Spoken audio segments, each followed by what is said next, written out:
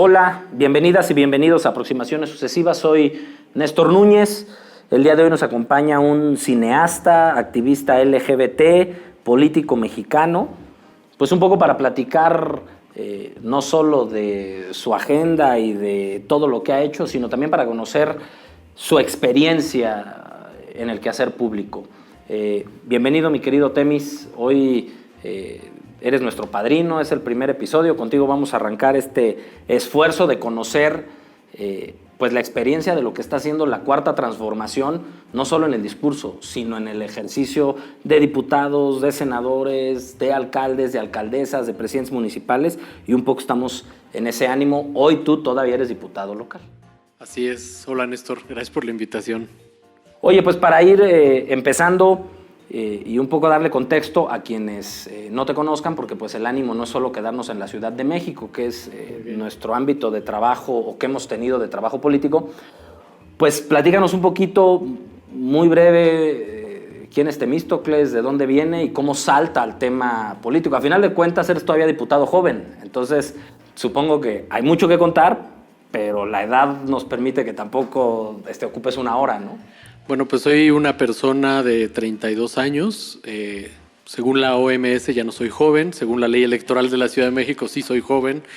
Actualmente soy diputado y mi principal causa a la que le he dedicado 12 años de mi vida ha sido la defensa y promoción de los derechos de la diversidad sexual. Y es ahí donde encontré la política como una herramienta para conseguir los objetivos de una batalla como esa, como la del reconocimiento de derechos a una población históricamente vulnerada. Estudié cine y mientras estudiaba cine salí del closet, me enfrenté con mi familia, recibí su apoyo, me enamoré, conocí la política, dejé el cine. Y esto que te estoy diciendo pasó en 3 años, pero esos 3 años pues definieron la persona que soy hoy. Oye, te enamoras y te casas. Me enamoro y al poco tiempo me caso. y además ocurrió una coincidencia que yo creo que me marcó. El día que se aprobó el matrimonio igualitario en la Ciudad de México, el 21 de diciembre de 2009, fue mi cumpleaños.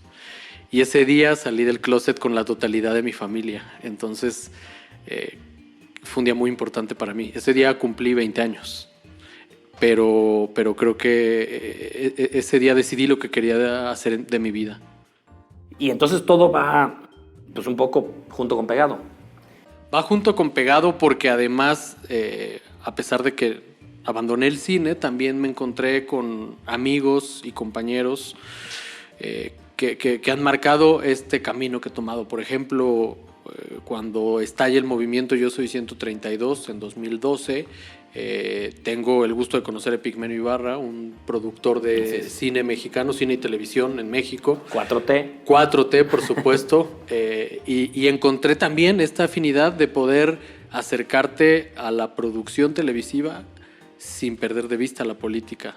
Una cosa muy extraña en este país que... En 2012 tenías 22 años. 22 años. O sea, en el proceso electoral de Andrés contra Peña, tú estás metido en todo el tema de redes sociales. Y yo era un 132, por supuesto. Claro. Y qué mejor que ser un joven de ese movimiento para participar en las redes sociales. ¿Y cómo viviste ese proceso? Porque yo me acuerdo, a mí me tocó ya 2012 en un proceso más como de organización partidista. A mí me tocó moverme a Guanajuato para trabajar con todo el tema de representantes generales y representantes de casilla para defender el voto porque estábamos traumados del fraude del 2006. El fraude del 2006 nos dejó con este tema de que hay que cuidar todas las casillas y todos estos, pues porque perdimos por la cifra oficial por 257,000 votos y se pusieron 130,000 casillas. Estaba muy claro que un voto que nos quitaban por cada casilla daban los números para el fraude que hicieron. Entonces, a mí me toca vivir la campaña del 2012, no desde la algarabía y la fiesta de la campaña, sino desde el estrés y la presión de poner RCs y RGs en Guanajuato. Claro, por supuesto. Bueno, pues yo estaba participando en un proyecto que tenía por nombre México Ahora o Nunca, y que pretendía ser la contraparte de lo que la televisión y todos los medios de comunicación estaban expresando en ese momento en favor de Peña Nieto, en contra de Andrés Manuel, en favor de un gobierno que buscara el centro y no la izquierda. Y México ahora o nunca logró congregar a varios periodistas. Estaba Virgilio Caballero, estaba Anabel Hernández, Rubén Luengas, Epigmenio Ibarra. Estábamos a punto de lograr tener un espacio en la televisión a través de un canal que ya no existe, que se llamaba Efecto TV.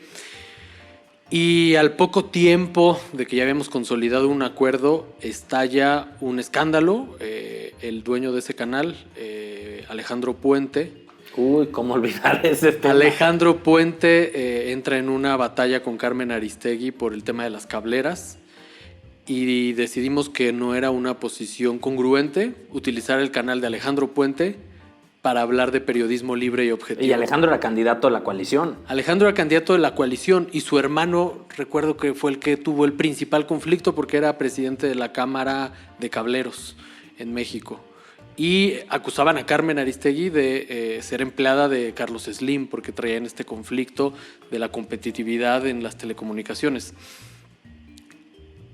Estábamos muy tristes, se acabó el proyecto de un día para otro y al día siguiente estalla la visita de Enrique Peña Nieto en la Universidad Iberoamericana y la respuesta de los jóvenes que se agrupan primero como Somos Más de 131, eran más de 131 jóvenes con credencial de la Universidad Iberoamericana que le respondían a Enrique Peña Nieto: sí somos estudiantes de la Ibero. Claro, no somos gente ese fue pagada. el tema, ¿no? Se decía Exactamente. que fue gente que fue a gritarle y que no era de la universidad, ¿no? Así fue, y los jóvenes respondieron y se empezó a consolidar un movimiento muy interesante que congregaba a jóvenes universitarios, pero de universidades particulares, del ITAM, de otras universidades fuera de la Ciudad de México, y poco a poco se fueron sumando las universidades públicas hasta que llegó a autonombrarse como Yo Soy 132. El movimiento Yo Soy 132, estoy seguro que marcó a mi generación. Hay muchos jóvenes que participaron en ese movimiento y ahora están dentro de la 4T, claro, en distintos espacios. Yo creo que al movimiento Yo Soy 132 le faltó convertirse en un movimiento que tuviera una visión de largo plazo, porque solo fue coyuntural, desgraciadamente.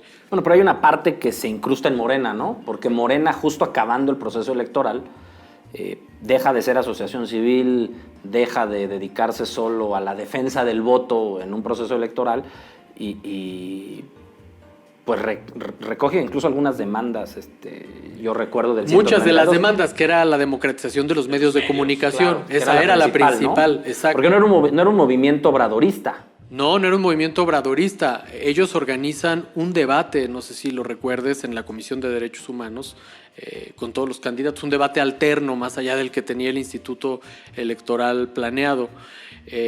Y bueno, también los movimientos sociales, si se institucionalizan, ya no son movimientos sociales, ¿no? Es una característica de todos los movimientos sociales en el mundo.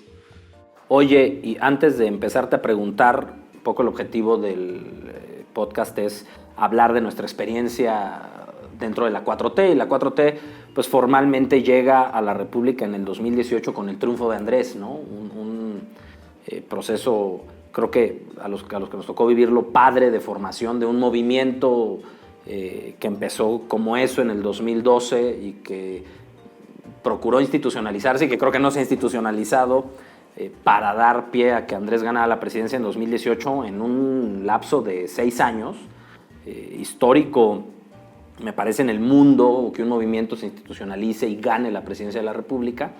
Pero pues como este podcast tiene por objetivo también hacer un poco de chisme, tú estuviste con Mancera. Pues, ¿tú fuiste Juventudes Mancera? A ver, creo que en 2012 todos estábamos en un momento donde no nos agrupábamos en un partido político en específico. Estaba el PRD, estaba el PT, estaba Movimiento Ciudadano. Algunos fuimos invitados a participar de manera más directa en estos partidos. En mi caso fui invitado a ser precandidato por Movimiento Ciudadano a diputado local, eso casi nadie lo sabe. Yo vivía ¿Por dónde? Yo vivía en Gustavo Amadero. Okay. Estaba en ¿Por qué ahora eres de Cuauhtémoc? Ahora soy de Cuauhtémoc, desde 2015 soy de Cuauhtémoc. Pero en 2012 yo vivía en Gustavo Amadero, en el distrito séptimo. Y Movimiento Ciudadano tenía las ganas de demostrar ser el partido más cercano a las y los jóvenes. Entonces buscó a jóvenes que identificaban de los movimientos sociales, del propio morenaje, que Morena no era un partido, era un movimiento social, y tenía su apartado específico para juventudes, que era Morena Jóvenes y Estudiantes, que encabezaba Luisa María Alcalde, y algunos fuimos invitados a Movimiento Ciudadano. Luisa es candidata de Movimiento Ciudadano. A diputada federal plurinominal. Federal, claro. Así fue. O sea, era la apuesta de Movimiento, que sigue en esa ruta Movimiento Ciudadano, ¿no? Creo que sigue en esa ruta, creo que es un partido que ha estado explorando su agenda, pero también creo que es un partido que no ha consolidado una agenda nacional porque hay un Movimiento Ciudadano en Nuevo León muy distinto al de Jalisco. Sí, es un tema muy electoral, sí, muy de coyuntura, de procesos, absolutamente, ¿no? No tienen una agenda clara, a veces dan... simulan ser un partido progre, pero no son un partido progre. Cuando escuchas... Depende dónde, ¿no? Depende dónde, pero si escuchas al gobernador de Nuevo León, por supuesto que no son un partido progre, ¿no? Sí, no tienen esa condición. Pero fuiste mancerista. No fui mancerista. Fui invitado a participar en una organización de jóvenes que iban a apoyar a Miguel Ángel Mancera como candidato a jefe de gobierno. Y por supuesto que iba a apoyar a Miguel Ángel Mancera, no iba a apoyar al candidato del PRI ni al candidato del PAN. Creo que la candidata del PRI era Beatriz Paredes y el candidato del PAN era la señora Wallace. Ah, claro que sí. Entonces, evidentemente iba a apoyar a Mancera, no iba a apoyar a la candidata Wallace, ¿no? Y bueno, pues solo duré ahí 15 días porque no me entendí con las juventudes manceristas, entonces no me asumo joven mancerista, pero muchos que ahora son amigos y compañeros de Morena también pasaron por ahí. Muchos activistas que ahora están en el gobierno pasaron por ahí porque no había tampoco otro camino y nosotros no conocíamos plenamente a Mancera, ¿no? Yo creo que nadie. Creo que la sensación que todos tuvimos en 2014 es que Mancera había traicionado al movimiento, ¿no? Lo teníamos ya muy claro. Sí, bueno, yo recuerdo, a mí Mancera fue mi maestro de procesal penal. Te quiero decir que como maestro fue de las mejores experiencias que yo tuve en la universidad, porque era muy de práctica, no era un profesor que llegara a dar cátedra y se fuera. Entonces, los martes que teníamos clase con él, llegaba y daba teoría, pero los jueves nos citaba en el Ministerio Público.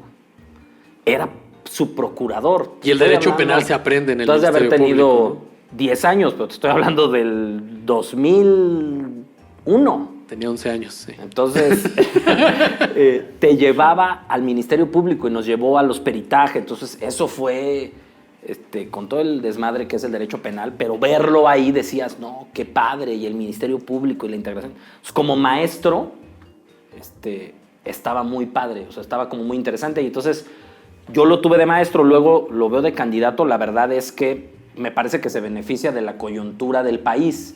El país Calderón había hecho un desmadre con su guerra contra el narco, claro, y la Ciudad de México con Marcelo era la isla de seguridad. Se había convertido, lo que siempre había ocurrido era al revés, ¿no? Todo el mundo decía que salías del DF por la inseguridad. Claro. Y de repente en esos 6 años fue al revés. Sí. Vámonos a la Ciudad de México porque es donde están las cosas más tranquilas. Y me parece, obviamente, del arrastre de Andrés en el proceso electoral, pero de ahí se agarra Mancera. Mancera incluso, si mal no recuerdo, saca más votos que Andrés con este discurso de que era el de la seguridad. Y en sus 6 años, pues, ya sabemos qué pasó, ¿no? La decadencia de la seguridad en la Ciudad de México, sí. Y yo tenía una buena impresión de Mancera porque había sido un buen aliado como procurador del movimiento LGBTTI. Entonces, tampoco dudé mucho en votar por él.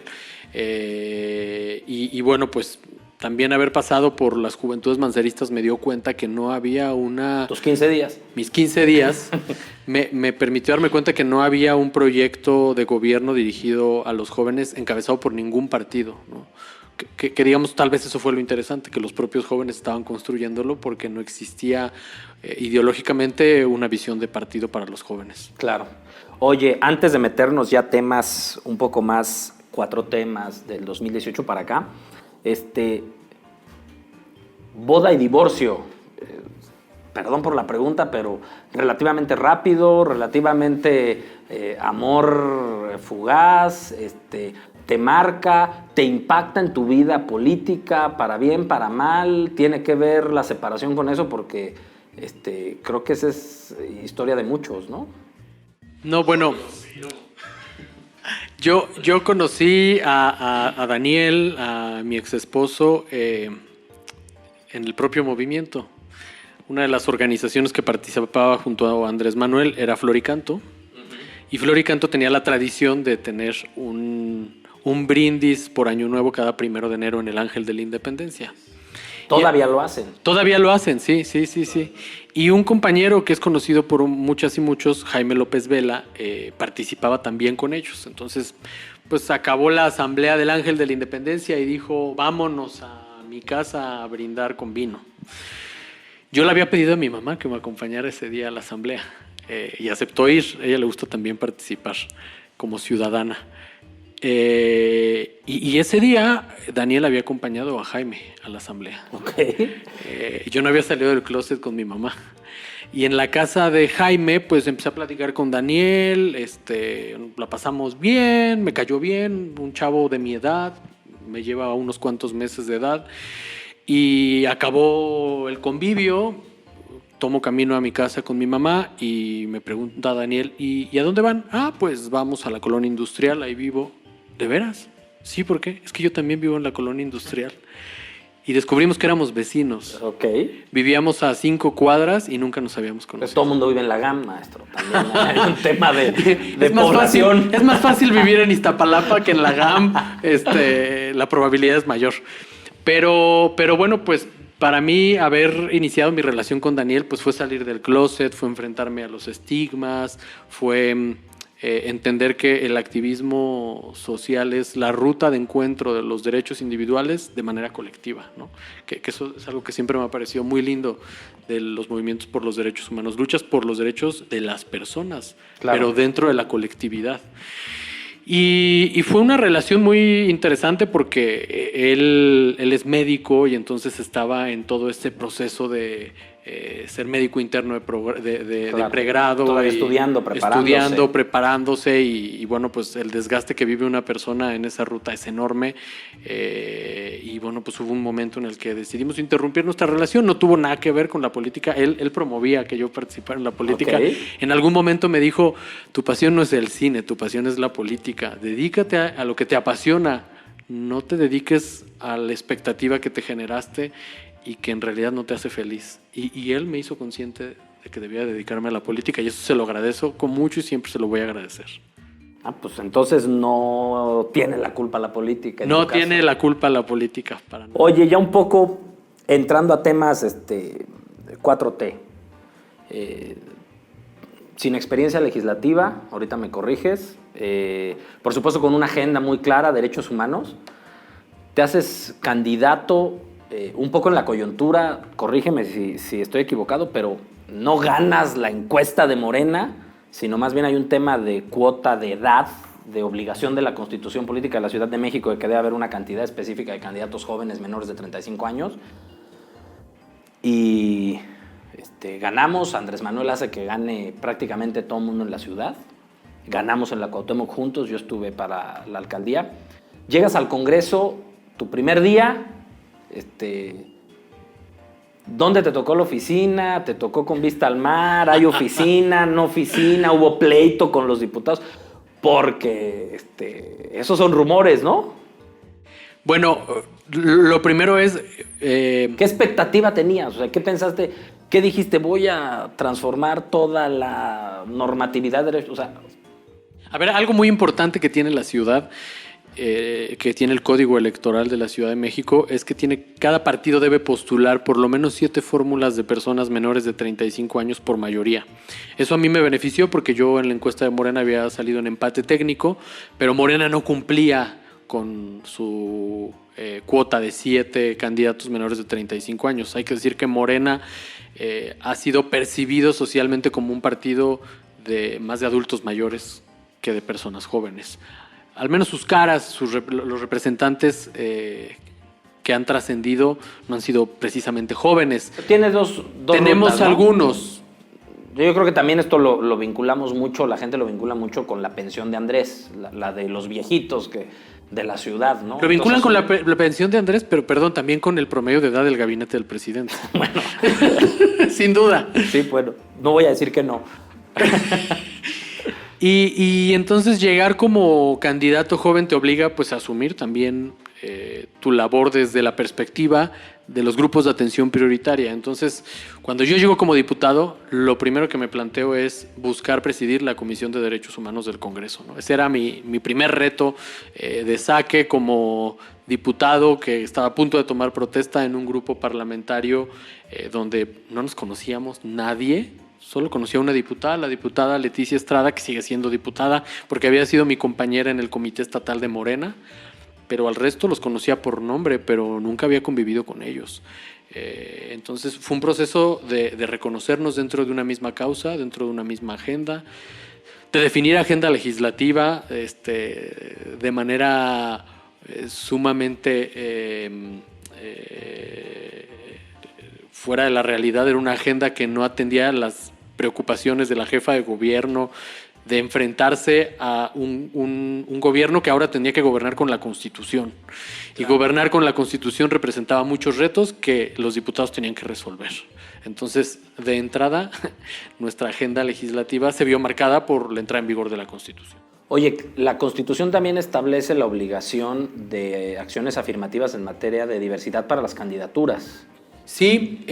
Y yo recuerdo que tú fuiste no registrado como candidato gay, pero creo que sí fuiste el único que hizo campaña como candidato abiertamente de la diversidad sexual, que creo que eso impacta también en tu llegada al Congreso. No es lo mismo, no solo el diputado joven, sino cualquier diputado, a un diputado que abiertamente en una ciudad como la de México, que ha avanzado mucho en temas de diversidad sexual, hay muchos pendientes, ahorita vamos a hablar de algunos de ellos, pero sin lugar a dudas, eres el primer ejemplo en la ciudad con esa condición, me parece, en el 2018. Y eso que tenemos avances en el Estatuto de Gobierno del Distrito Federal, en el Código Civil, desde el 2000 con Andrés, ¿no? Desde las sociedades de convivencia y todo lo que se fue avanzando hasta el 2009 con los matrimonios, ¿no?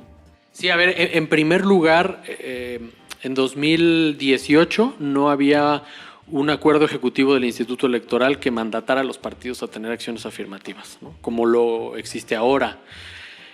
Entonces yo hice campaña abiertamente como un hombre joven gay, sin que la ley lo exigiera al partido. Y con el riesgo de que eso podía restarte votos desde la óptica más conservadora. Pero tienes un distrito muy... Claro, muy noble, por supuesto. ¿no? Ser candidato en la Cuauhtémoc te da esa posibilidad como creo que en ninguna otra parte de la ciudad. Tal vez en Miguel Hidalgo, tal vez, no estoy seguro. Pero para mí fue una gran experiencia porque descubrí que la ignorancia no es un factor que no se pueda modificar. Eso es lo más importante, ¿no? Prácticamente toda la discriminación que se vive como una persona LGBTTI es absolutamente por ignorancia. Pero una persona puede cambiar si tiene el deseo de conocer por qué alguien es gay, si es una condición humana, si es una preferencia, si a través de la vida te transformas. Es más, yo me llegué a encontrar con gente que decía, a ver, vamos a ver, ¿cómo son los gays, no? ¿Qué tienen de raro? Ajá, ¿no? ¿qué tienen de raros? Exacto. Sí, al inicio de la campaña sentí cierto morbo de algunas personas de es un candidato gay, ¿no? Y carga con su bandera. Oye, cuéntame del PES. Porque partido con agenda religiosa. Bueno, el acuerdo de coalición con el PES se realiza cuando yo aún era secretario nacional de la diversidad sexual de Morena. Yo fui electo en 2015 para desempeñar ese cargo. Y yo todo el tiempo en las reuniones del Comité Ejecutivo Nacional dije que no estaba de acuerdo en que se diera una coalición con un partido conservador. El Comité Ejecutivo Nacional de Morena no aprobó el acuerdo de coalición. Lo aprobó pues el presidente del partido y la secretaria general y hasta ahí. Entonces, un día todos amanecimos con la noticia de que se había... Pero le dijiste a Andrés. Bueno, a Tú ver... en el 2018 te acercaste. Yo me acuerdo un evento... En 2018 yo me acerqué a un evento, solo que eso fue un poco posterior. Lo primero que ocurre es que J. Cole sale a dar a conocer, junto con el presidente del PES, que hay acuerdo de coalición y que vamos a ir en alianza. Hay una respuesta en los medios de comunicación y en las redes sociales muy fuerte, que si Morena está buscando representar la agenda evangélica y conservadora o es únicamente un asunto pragmático para garantizar el triunfo electoral. Y yo salgo a dar un posicionamiento como secretario de la diversidad sexual. Como secretario de un partido, difícilmente los medios de comunicación te pelan. No tienes un peso real en el debate político nacional. Puedes incidir en las determinaciones de tu partido, pero yo no había decidido en esa determinación. Entonces, de entrada necesitaba deslindarme de esa posición del partido. Pero también tenía que ser congruente, porque yo había decidido participar en Morena pues por esa causa y por esa agenda. Entonces, ¿iba a ser yo congruente conmigo mismo o me iba a traicionar? Y decidí ser congruente. Decidí ser congruente a pesar de que yo tenía claro que iba a buscar una candidatura y que tal vez ese comunicado me iba a dejar fuera de una candidatura. Y la respuesta que obtuve con un comunicado en un video en el hemiciclo a Juárez fue impresionante. Yo nunca había tenido más de 3,000 vistas en un video y con ese video tuve más de 100,000 vistas. Salió el video con todos los noticieros televisivos. Entrevistan a J. Cole, ella dice, bueno, pues Morena es un partido democrático, plural, y escuchamos las opiniones. Y se viene el evento en el que Andrés Manuel, como precandidato, ¿no? Presenta su gabinete. Me encuentro yo en ese evento en el Hotel Hilton con Jesús A. Rodríguez y me dice, vamos a hacer algo, ¿verdad? Y le dije, pues yo estoy puesto, pues yo más. Y saca sus pancartas. Y además dice, y vamos a poner aquí a Elenita, porque si Elenita está con nosotros, nadie puede cuestionarnos. Y Elenita se toma la foto con nosotros cuestionando con la bandera. Con la bandera, cuestionando la coalición. Nos tomamos la foto en los medios un segundo. J. Cole estaba distraída con otro tema. Me voltea a ver, me acerca y me dice, vente, te quiero presentar con el presidente del PES. Ay, claro que sí. Saludo al presidente del PES y le pregunto, ¿me permite una foto? Sí, por supuesto. Y entonces lo agarro del hombro, saco la bandera y se echa a correr el presidente del PES. Y atrás de él Jesús A. Rodríguez persiguiéndolo, gritándole, conservador, mocho, homofóbico. Y fue un espectáculo que al día siguiente salió en los medios. Pero antes del espectáculo yo pude platicar con nuestro precandidato en ese momento, con Andrés Manuel, y le dije, no estoy de acuerdo con la coalición. Y me dijo, ya sé que no estás de acuerdo, pero quiero que sepas que nosotros no vamos a cederle el país a los conservadores. Nunca. Yo nunca voy a estar con los conservadores. Y eso te dejó tranquilo. Eso me dejó tranquilo porque, a ver, la realidad es que en nuestro partido es difícil que alguien encare a su dirigente. ¿A cuántas gentes les habías contado esto? Que no lo hayan vivido. No, muy pocas personas, realmente. ¿No? Y sí me parece que es una oportunidad porque se vuelve muy fácil. Es una agenda importante, pero es real que la Ciudad de México tiene una condición progresista, liberal de hace mucho tiempo, pero no pasa así en todos los estados de la República. No pasa así, no ha sido gratuito, ¿no? Tampoco es que un día todos los políticos chilangos amanecieron diciendo, sí, hoy vamos a ser liberales y vamos a apoyar el movimiento LGBT y el derecho a decidir de las mujeres. Pues no, todo es por un movimiento social que lleva décadas fraguándose y que salió a marchar por primera vez el día del aniversario de la Revolución Cubana. Oye, ahora cuéntame bien de la oficina. Yo fui diputado y me acuerdo que el primer tema era ¿dónde te sientas? Curul, ¿con quién compartes? Cuéntanos con quién te tocó. Bueno, y oficina. Nosotros fuimos la 7ª legislatura de la Asamblea, la última de la Asamblea, después se convirtió en Congreso de la Ciudad. Nos pasó lo mismito que dices, no nos conocíamos. O sea, yo no conocía ni a Cravioto, ni a Betty Rojas, ni a Felipe de la Cruz, ni a Raimundo Martínez. Nos conocimos ahí. No hicimos campaña juntos. Algunos fuimos a un evento de campaña que organizó Jaime López Vela en el 2015 con el tema de diversidad sexual. Claro. Pero ahí conocí a Juana María, que es de las cosas más padres que me pasó a mí en el Congreso. Sí. Pero la conocí ahí como candidata de Xochimilco y hasta el Congreso, hasta la Asamblea nos vimos. Y me acuerdo mucho, y por eso te lo pregunto, que el primer tema es ¿dónde te sentabas? Como en la escuela, ¿no? Así como de quién tienes al lado, con quién vas a echar chisme mientras estás en sesión. Y las oficinas. que las oficinas de Zócalo, fundamentalmente, que son las que tiene el Congreso, pues unas dan al estacionamiento, unas dan hacia adentro del el recinto del edificio, y otras tienen vista al Zócalo. Sí, por supuesto, no es lo mismo ser diputado con vista al Zócalo que ser diputado con vista a los baños o vista al estacionamiento. Así es. A ver, creo que fue muy justo el grupo parlamentario porque siguiendo los métodos que se utilizan en Morena para decidir las cosas, fue por insaculación. O sea, sorteo. Todo se sorteó, excepto compañeros adultos mayores que tenían problemas muy específicos como asma, enfermedades respiratorias que necesitaban tener ventilación. Pero, por ejemplo, en mi caso me tocó una oficina, no con vista al Zócalo, con vista al patio interno del edificio de Zócalo, del edificio del Congreso que está frente al Zócalo. Fue una buena oficina porque era muy amplia. Tenía, además, nunca se me va a olvidar el sillón que me tocó en mi oficina, porque era un sillón como de mi rey de los 80, que yo me quería deshacer de él, y cuando lo vio mi equipo dijeron, ¡guau, es una joya ese mueble, hay que quedárnoslo! Y se quedó. Y se quedó, por supuesto que se quedó. Nos acomodamos en la oficina, me senté el día que tomamos protesta y dije, ¿y ahora qué sigue?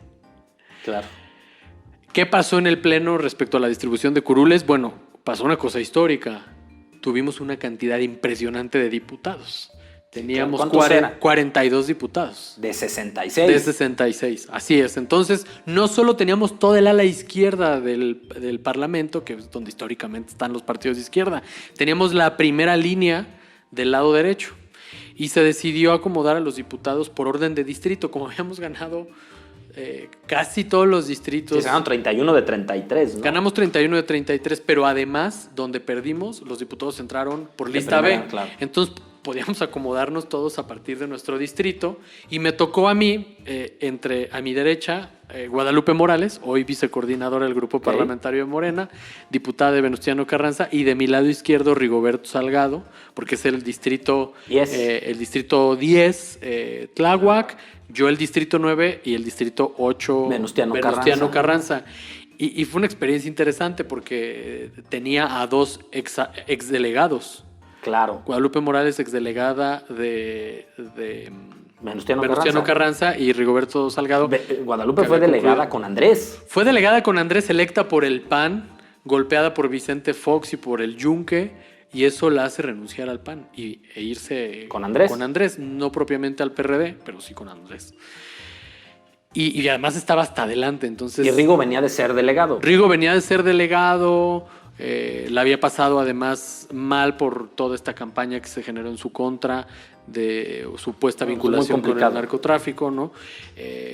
Pero tener a los dos al lado era muy interesante porque eran enfoques muy distintos de lo que ocurría en el Pleno. Definitivamente fue un buen aprendizaje tenerlos a los dos al lado. Oye, algunas preguntas de la primer legislatura del Congreso de la Ciudad, sin que las pienses mucho y sin que tampoco elabores demasiado. ¿Te tocó toma de tribuna?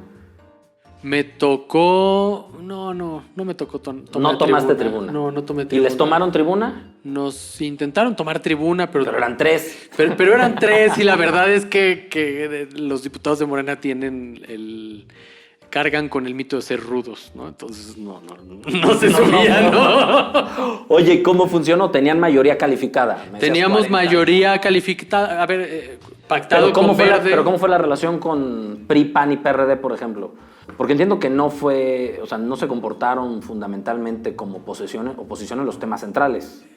Pues mira, me parece que llegaron muy bravos, diciendo, no va a ser un parlamento que promueve el debate, no va a ser un parlamento de las ideas, porque la mayoría va a querer aprobar todo sin debate, utilizando su cantidad numérica.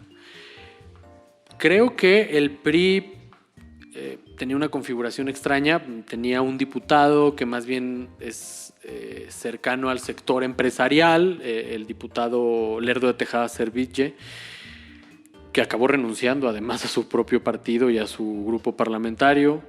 Teníamos a un diputado de Coajimalpa que había sido delegado de Coajimalpa, Miguel.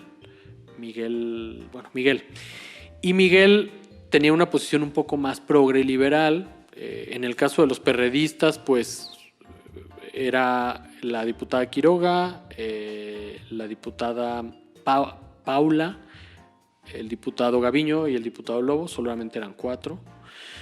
Y me parece que más allá de Gaviño y su capacidad en tribuna, que es creo que el tribuno más importante que tiene el Congreso de la Ciudad en su primera y segunda legislatura, el resto de los diputados no dieron un gran debate, no fueron partícipes de temas relevantes. El PAN, conforme fue acercándose el siguiente proceso electoral, se fue volviendo mucho más agudo. Pero entonces fue una legislatura relativamente tranquila. Fue una legislatura relativamente tranquila porque Morena tenía capacidad de diálogo con la oposición a través de José Luis. Eso hay que reconocerlo. Teníamos un diputado que se encargaba de hablar y de construir y de acordar, que es a lo que claro. uno va al Parlamento, que además quiero decirte que en Morena está muy estigmatizado que un diputado haga acuerdos legislativos. Bueno, pues a eso vamos al Congreso, a construir acuerdos con todas las fuerzas políticas. Oye, temas que contestes. Pendiente más polémico. ¿Qué pasó con infancias trans? Pendiente más polémico, hay 2, no solo infancias trans. Regulación de trabajo sexual. Bueno, pero ese es bravísimo, ¿no? Ese es bravísimo. Pues ese es bravísimo, me parece, hasta para quienes nos tocó gobernar. Ese es bravísimo porque además no hay un consenso internacional, ¿no? No, y te acusan de trata. Los países que más han avanzado respecto a derechos traen el debate. En cambio, infancias trans es un debate que está resuelto en muchas partes del mundo. Es un tema que tiene que ver con... Pero no avanzó. No avanzó, se quedó atorado. Tristemente se quedó atorado porque ya había sido aprobado en Comisiones Unidas y nunca subió al Pleno.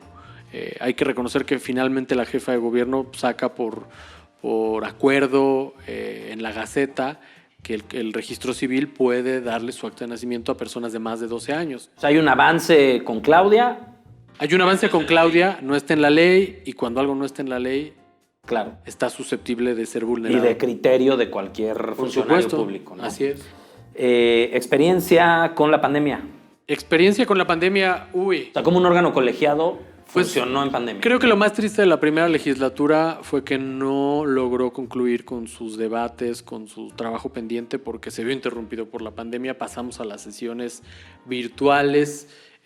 Las sesiones virtuales están sumamente acotadas. Bueno, de hecho, Infancias Trans no logra subir, porque para subir se requería un acuerdo de la conferencia parlamentaria, y la conferencia parlamentaria está integrada... Mesa directiva y junta de coordinación, ¿no? Pero no hay voto ponderado.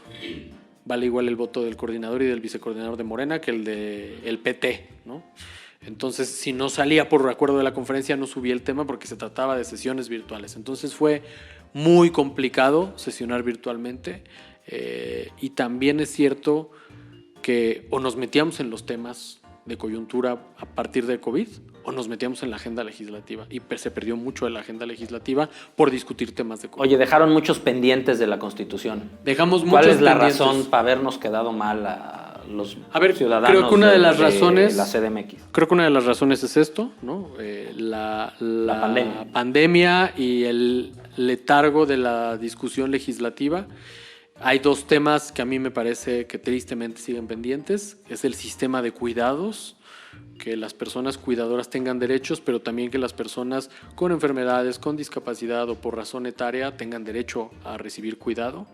Y el otro tema que impacta a la Cuauhtémoc es trabajo no asalariado. Oye, para ir cerrando, 2 temas un tema espinoso, breve. ¿Por qué perdimos en el 2021? ¿Por qué perdimos en 2021? En la ciudad, porque por supuesto en el país tuvimos una condición muy distinta, ¿no?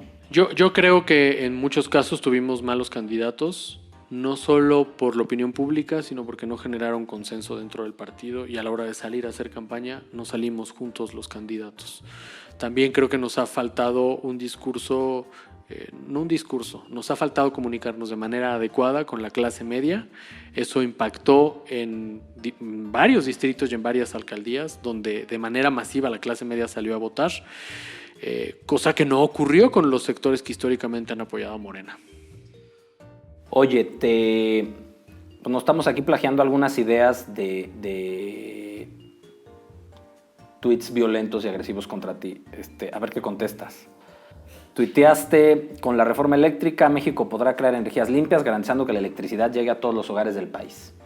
Que no los engañen, la reforma no monopoliza la industria eléctrica. Al fortalecer la CFE se busca su innovación tecnológica e infraestructural. Ese es tu tuit y te responde alguien misógino. Empieza por dejar de violentar mujeres, dudo de tu calidad moral para cualquier otra cosa. Y alguien le contesta, es puñal, a las mujeres las ve como competencia, el muy imbécil.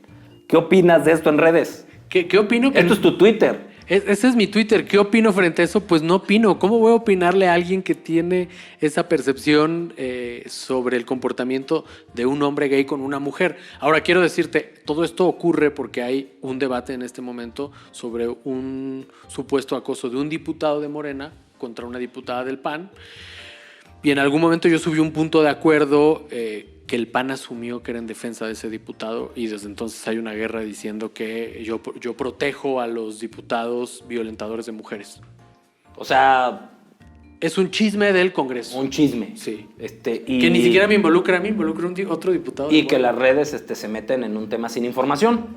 Y que aprovechan para golpetear. A ver, es muy fácil desde el anonimato decir este tipo de cosas. ¿Y qué les dirías?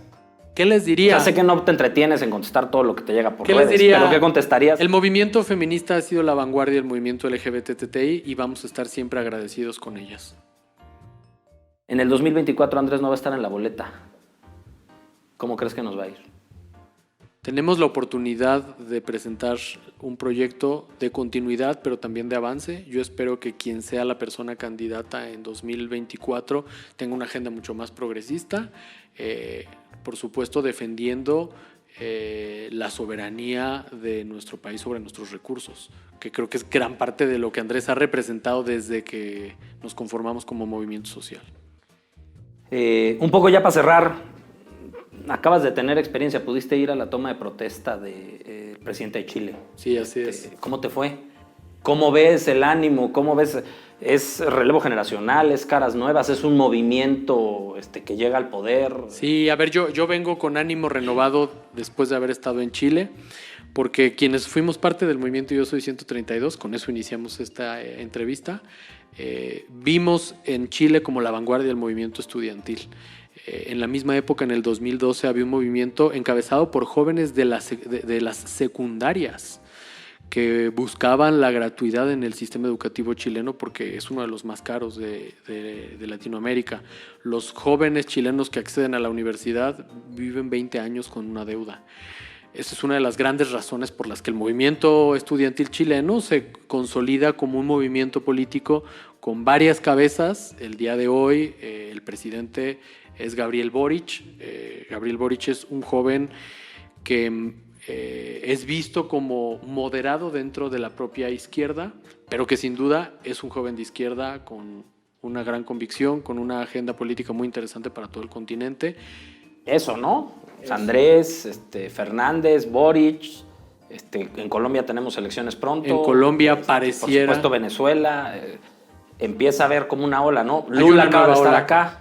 Lula acaba de estar acá y además creo que Lula es de estos personajes que han trascendido su país, han trascendido la región, ha sido un gran defensor de las políticas sociales. Ningún país como Chile ha logrado la implementación de políticas sociales en favor de la gente más pobre y creo que ahí hay una conexión muy importante con la visión del presidente Andrés Manuel, sin duda. Oye, nos quedan muchos temas, pero la verdad es que por lo menos para mí fue muy importante escuchar estas cosas que pasan siempre atrás y que atrás de la toma de decisiones y que la gente no se entera y que la gente no sabe pues los procesos en los que está inmerso uno como individuo y que impactan, por supuesto, en tu actuar y en tu día a día, ¿no? Entonces, muchas gracias por ser el padrino de aproximaciones sucesivas. Temis, nos da mucho gusto haberte recibido. Esperamos que nos vaya muy bien contigo. Al contrario, gracias. Vamos a estar encontrándonos. El ánimo es escuchar estas experiencias de quienes somos cuatroteístas, de quienes somos obradoristas, pero ya no nada más desde la teoría, ya no nada más desde el cuento, ya no nada más de lo que vamos a hacer, sino de lo que estuvimos haciendo, de lo que ya pudimos demostrar, de cómo se gobierna y cómo trabajamos en la Cuarta Transformación. Vamos a hacer un collage de los invitados, así que si te animas a que lo inauguremos contigo para que tengamos la primera foto en el corcho, sí, ¿te parece? Claro. Pues muchas gracias, Temis. Gracias a ustedes. Éxito. Gracias.